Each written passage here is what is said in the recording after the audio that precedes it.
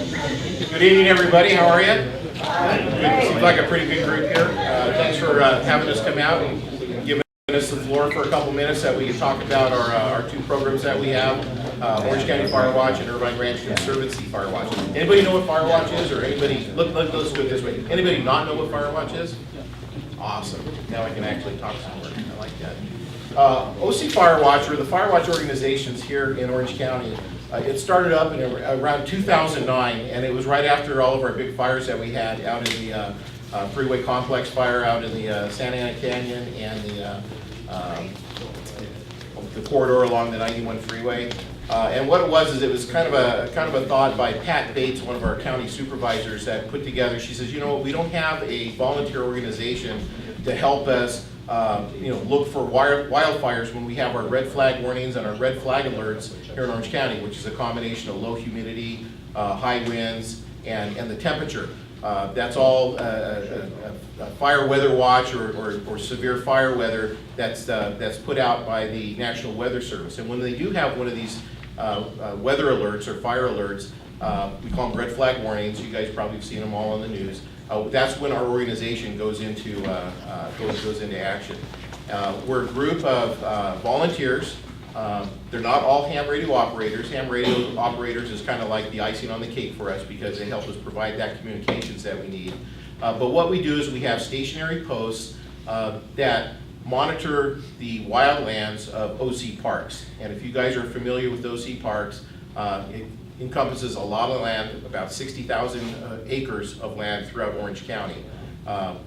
Recently, a couple years ago, Donald Bren donated 20,000 acres to OC Parks of pristine wildland, which used to be the Irvine Ranch property.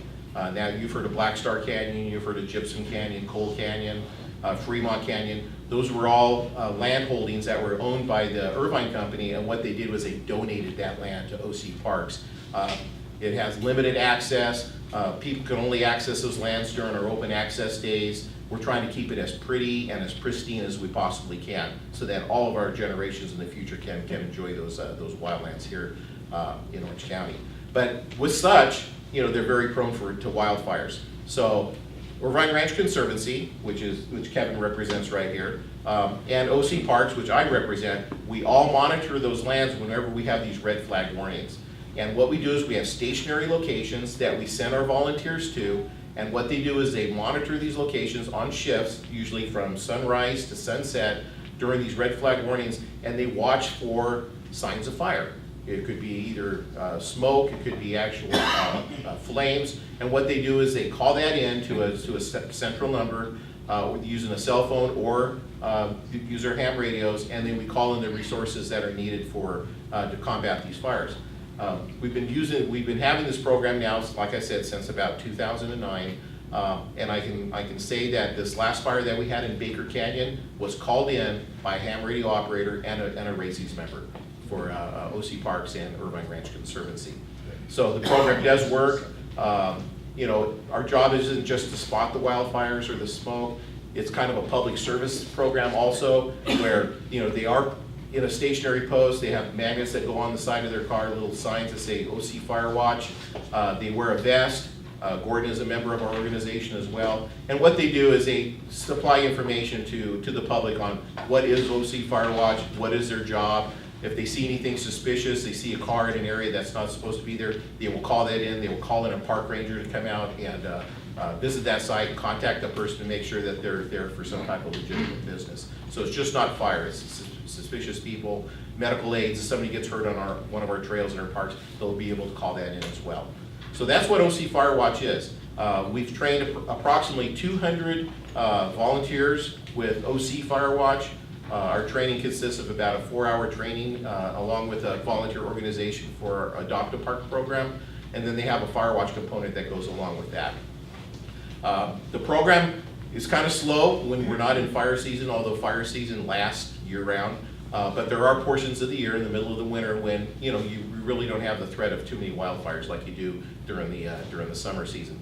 So what we're trying to do is trying to find other opportunities for the Fire Watch volunteers to be involved in to kind of keep their interest up and their skills up.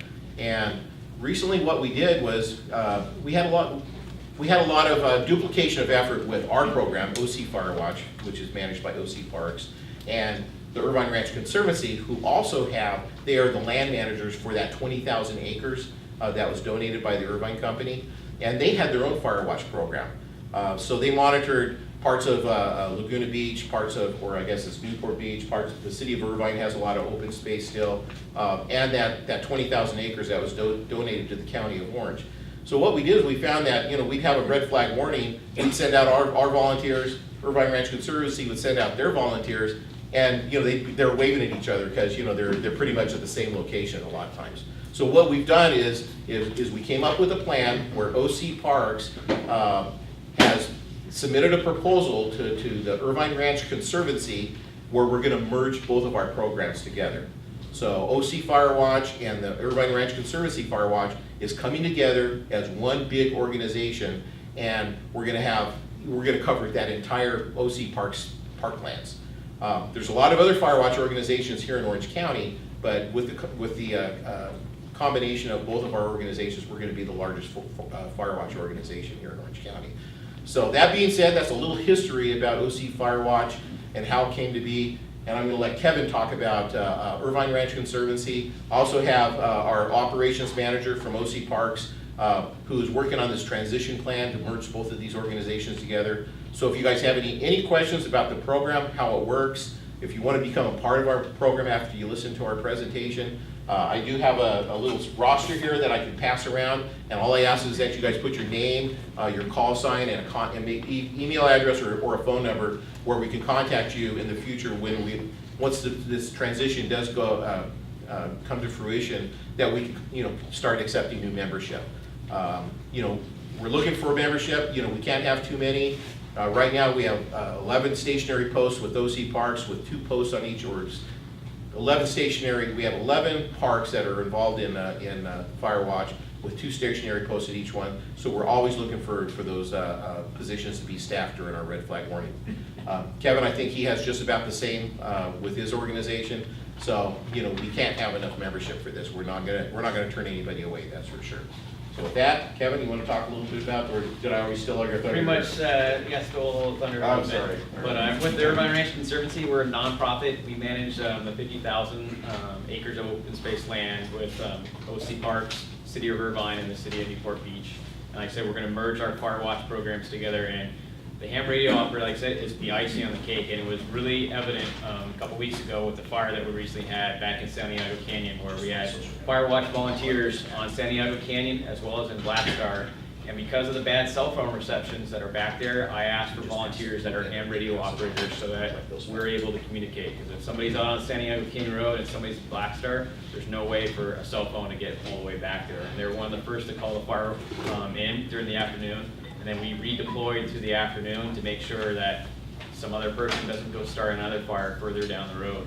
And I think as time's gone on, since the Freeway fire, the Santiago fire, people forget what a catastrophic wildfire can do and the effects it has. And we're starting to see that event on a different day would have been a very different story. There's a lot of people, especially in the Irvine, Anaheim Hills area, that are new and don't remember, the damage and the loss of property those fires caused. And so there's a great need for more volunteers, especially the ham radio operators, where we don't have coverage, there's no communication, and we saw it a few weeks ago what a valuable asset ham radio operators can be. Kevin has a background in fire service. He's a reserve firefighter for Orange County Fire Authority. He was hired by the Irvine Ranch Conservancy to be a full-time Firewatch coordinator. So this is his sole job right now, where I was doing it as kind of one of my adjunct duties as a park ranger for OC Parks. They're kind of taking that away and giving the full responsibility onto Kevin to handle both of these organizations for both OC Parks and the Irvine Ranch Conservancy. So I see great things coming to the program. There's going to be great opportunities for enhanced training for all our volunteers, like first aid, CPR, some basic fire awareness that goes along with Firewatch. Kevin is a CERT volunteer, so a CERT instructor, so he can teach CERT classes. I can see all kinds of neat things coming to our Firewatch program when these two programs come together. So, just a little side note. You know, I'm a ham radio operator also. I've been a ham for about 30 years. In fact, I took Gordon's class probably 30 or so years ago at Orange Coast College, and it's been nonstop ever since. I was also the races coordinator for the city of Fountain Valley. I did 32 years as a cop for the city of Fountain Valley. So I have a little bit of background in ham radio and disaster communications and all that good stuff. And now I do this for fun, but I get paid for it. And Gordon, I'm gonna let you go on. You guys know Gordon, right? All right. Everybody knows Gordon. Kevin and Dennis, we are delighted as volunteers to hear your enthusiasm for ham radio operators. And those of you, members of SORA, we live in an area, and you live in an area, that has a lot of holes in cell phone coverage, and that's where we enjoy doing our thing. I can tell you as a Fire Watch volunteer, OC Parks has taken good care of us, and under Irvine, you're going to take extra good care of us, and we'll do the same for you. So we look forward to this new agreement that's taking place. So if you're looking for excitement, you want some fresh air, 4 hours, or if you want to do 8 hours up on a hilltop, it's exciting duty. Bring a pair of binoculars and a lot of water. You'll meet the nicest people that will come up and say thank you for watching over our wildlands, and it's a great opportunity. So if you're looking for some fresh air, Dave is going to tell you about it shortly. I'm not sure that we're going to need to lasso horses that Dave will train us to, but believe me, you'll see a lot of stuff out there. So gentlemen, thank you so much for taking this united approach, and as a volunteer, we're ready. Well, we're very excited about it too, Gordon, and you know, like I said, I see some really exciting things happening for both of the organizations when we finally merge together. We're looking for new membership. Dennis is back here. He's been the main thrust in getting this thing happening. Dennis, is there anything that you can add as far as how this transition is going to happen? Oh, you guys have set it up. I don't want to ruin it. So, yeah. If you have the time, you have the inclination, we'd love your help. So. All right. Any questions? You guys have any questions about Firewatch, or you know, the training that we provide, or you know, I do have a couple things that I've passed around here. It's now kind of an obsolete book that we have because this is what we use for training. When these two organizations come together, we're going to put together a whole new training program. But this is kind of what we're doing right now. For right now, until the programs come together, IRC, or the Irvine Ranch Conservancy, is still going to run their program like they have been in the past. We're still going to run our program for OC Parks as we have in the past. And when we throw the switch, everything's going to come together. You know, we don't want to say it's going to happen and then have you guys wait. When we throw that switch and we become one organization, everything will be in place and everything will come together just the way that we want it to. So we're going to be a world-class organization for volunteerism when it comes to Firewatch. Kevin, Yes. do you participate in the Monday night net, the hospital net? Because you're Fountain Valley. No, I do not. 14522 on the Clara repeater. No, I do not.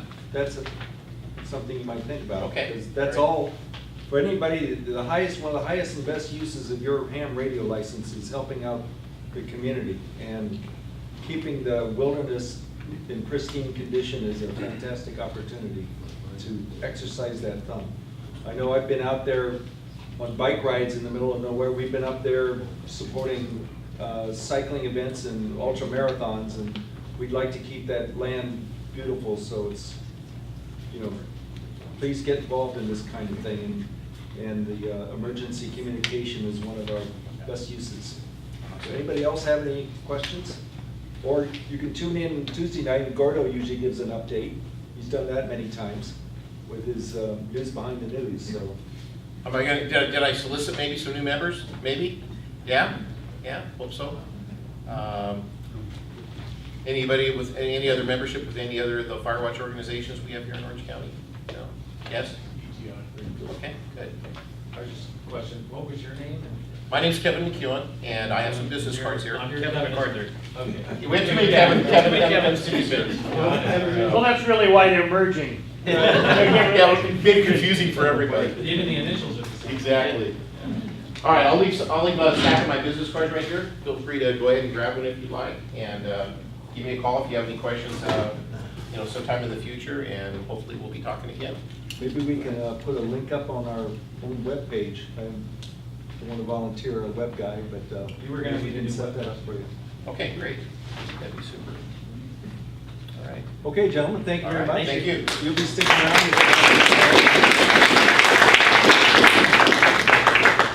And Mr. Stays out there in the wilderness that we're all going to volunteer to help protect, and he's going to tell us how to horse around. How to horse around.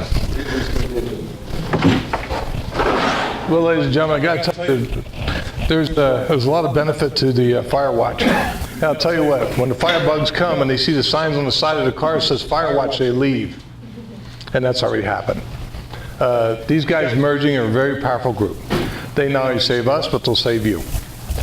With that, horsemen. I know a lot about horses. You probably have seen them. They've been around.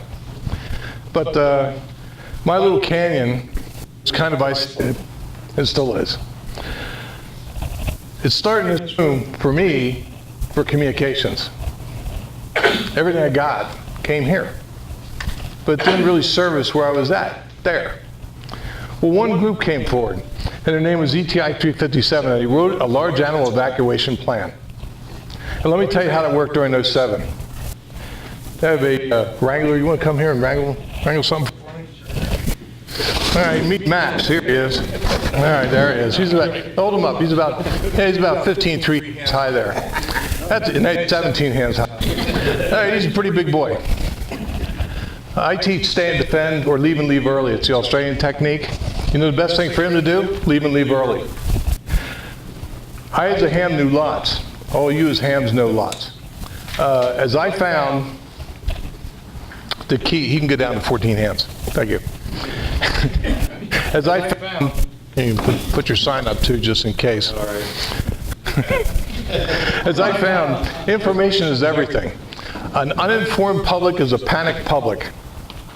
An informed public makes decisions, draws plans, does something. They're informed, they're directionalized, and they go. You may know a lot, but I'll bet you a lot of people around you don't know jack bananas is going on there, and Oprah's on TV saying something's burning.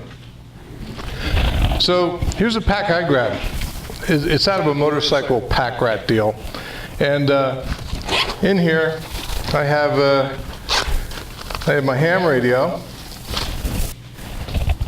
I have my professional police radio. These are new police radios. Firemen want these, but we're not giving them. And between that, I can pretty much tell you everything that's going on. But I can't tell anybody around me. So I had to inform my neighborhood what to do and how to do it. And how do I do that? Well, I found a really cool radio. I could talk to my neighbors, and here it is. It's an FRS GRMS radio. And what I did is I got on channel 22 with this. And I took all the radios from the kids and the gardeners. Everybody went to channel 22. And this is how I was able to stay in touch with my neighborhood, organize them, and give them the ability to make informed decisions. Now, as I get information from not only these radios, but also my scanner, I would relay this information to people as confirmed, unconfirmed information, because there's a lot of rumors when things happen. There's also a lot of information missing. As an American, typically, we make things happen on our own. But we're also organized with fire and police. Well, the fire and police were putting out half the county was on fire. We couldn't find them. They were doing what they're supposed to be doing. So what we did to get these guys out is we had a large animal evacuation plan. They never contacted us. 3 of us got on this and made the decision to evacuate the horses. When the horses started to leave, the people started to pack. They called us, they said, well, people are going to be excited. They'll be upset, panicked. I don't care. He's leaving. He can't do anything. He starts smelling smoke. He's going to be tough. He's 1,400 pounds. He's as strong as a horse because he is a horse. He will bite you, kick you, stomp you, and those teeth wrap all the way around your neck. And how can you tell when he's angry? Because those ears are laying flat. If you don't know they're flat, you're going to find out. Mares are particularly do that. Stallions will just kick you to see if you bleed. When they get smoke in their nostrils, they go left-brained, or right-brained rather. When they go right brain, there's instinct. Horses have two instincts, yipes and young. My horse, on the other hand, will talk to a mare and they'll go off and get some hay. But typically they get very scared. Scared they're impossible to handle. So we had this large evacuation plan in place, running on Channel 22, information from ham radio operators around the area told me exactly what was going on. We knew more than the people that were on the ground because we had eyes on the fire, eyes on the situation, and we knew it was happening. The end result, these guys went out the door. People started packing. The horses led the evacuation because people started packing. The horses are leaving. What I heard on my scanner was, we're going to do a 5-minute mandatory evacuation of Chabico Canyon. Now, that's pretty scary. I got on the radio and said there's unconfirmed reports of a 5-minute evacuation coming our way. I got in touch with Scott Brown, Battalion Chief Commander, and said, is it true? He says, yes, it is. I put that out as confirmed. You could have heard dogs stop barking when I started to make the announcement, because everybody took these from their kids and started using them. You can use these, Channel 22, without a license under Part 95 if there's an emergency. Anybody can. And they work great. So now the neighborhood is starting to pack. And when the firemen came through and the police came through and said, you got 5 minutes to go, they were packing, they were leaving. Cut down the trauma. The end result that we had was everybody got one of those darn things, and in the 2 weeks that we had that were going on, where everybody was evacuated, it relieved the stress and anxiety because everybody could talk to each other. We all knew what was going on. The hams supplied us with the information. They have you guys have the access because you're outside the fire area. And we need that. So right from your ham radio shack, with the information you have gained and are aware of, and transporting it into our area, we have a bunch of hams now in Chabico Canyon, which is great. We have a Chabico Canyon repeater. I might go crank that up someday, see if it works. And the more information, the better. But make sure you always say, if you hear something, this is unconfirmed. And then if it is confirmed, it's confirmed by, because you're eliminating rumors. Anyhow, we got the horses out, and that's how we got the people out, is because I had talked my non-radio operating neighbors into getting this. Now, a lot of them got their GRMS license, and some of them actually got their ham radio license, because they're getting ready for the next one. So this is what it means to us to have information come in from you, and this is how we disseminate it. And the other great thing is if you have a flood and you're stuck on the top of your house with 14 of your favorite snakes, which aren't your friends, and you tell us on the radio, I'm stuck on the house, we'll come find you because you're on Channel 22. And you know what we did? We gave 140 of these to residents of Silverado, Majeska, and Williams Canyon when they had the fire, because the next thing coming was floods. And they all used them. And he came from here. So don't discount this little guy. This actually works on 460. These are the old police frequencies. The 900s, they went up to, or the 800s, they went up to cell phones. And we got the 900s. This is actually, he runs on 900 encrypted. So you're never going to get him on scanner. I'm sorry. Fire guys, yeah. And the good thing to listen to on the trunk fire thing is, you can talk to Tom Hobbs. He'll get in touch with you with a scanner, which is great information for all of you, because disasters happen everywhere. An informed public makes informed decisions. A panicked public is uninformed, and that's how that is. And now I'm actually going to show you a horse knot.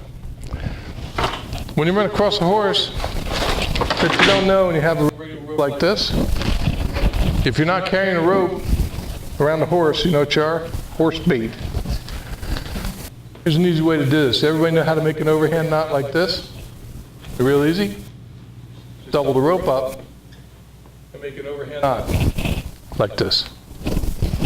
That's it.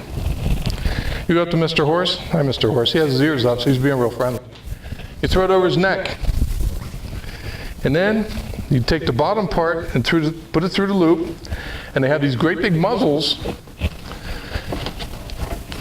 And now you got a halter. Now you can lead your horse. Now once you get them over to the corral and you're going to release them, this is the cool part, because he's probably pretty mad at you by now, is you release it and pull it off, and he can go in the corral. That's your horse knot. Thanks, everybody.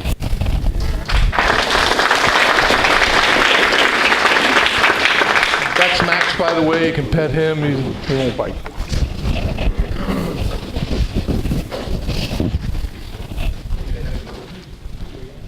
Okay, that's great. Thank you very much. And as I said earlier, we have made our cutoff for the raffle. So, but if you want to buy one, we're not going to stop you.